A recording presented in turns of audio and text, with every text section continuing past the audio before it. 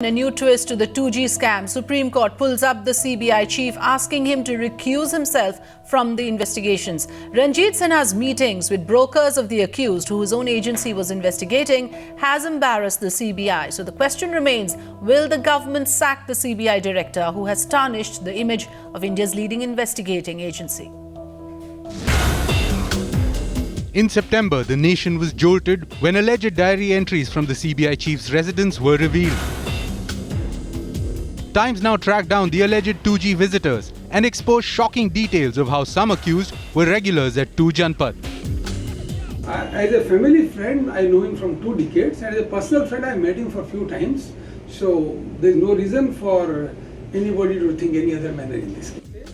From corporates to lobbyists, they lined up to visit the CBI boss at his residence. And those details revealed on Times Now have led to a sensational twist in the mega 2G scam probe.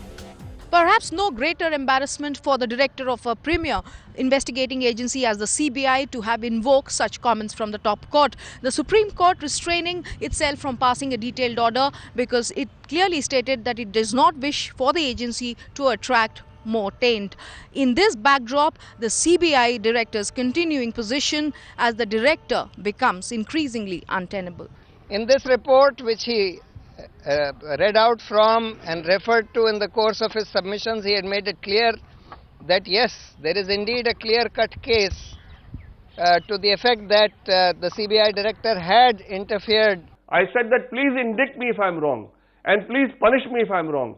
Instead of doing that, the Supreme Court says, without casting any aspersions on the director CBI and without casting any aspersions on the CBI, if the court had felt that there is something wrong with me, it would not have permitted me to continue in the other matters. The drama did not just end here. The country's top court also came down hard on the CBI chief for naming his own official as a mole. Ranjit Sinha very clear that there is no embarrassment, and on the question of what his next move would be, given the fact that the court could actually in its order ask him to recuse himself, Ranjit Sinha very clear. He says he'll follow the court's orders. The question of resigning or not resigning, of course, does not arise. So that is Ranjit Sinha brazening it out. The CBI's image took a beating when the top court called it a caged parrot. Today has only made it worse. Question of meeting an accused at your house doesn't arise when you're holding a vital force. You don't not only the force but an investigating agency, because you are the one whom the country trusts that you will take the accused to the court. Today, when we ask questions to those involved connected to his appointment, the director CBI's position has become untenable after today. Kindly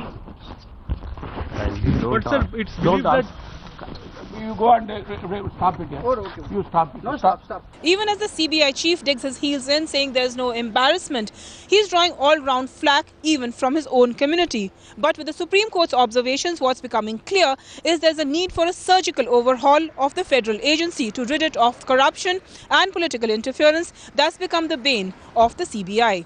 In New Delhi, this is Meetu Jain for Times Now.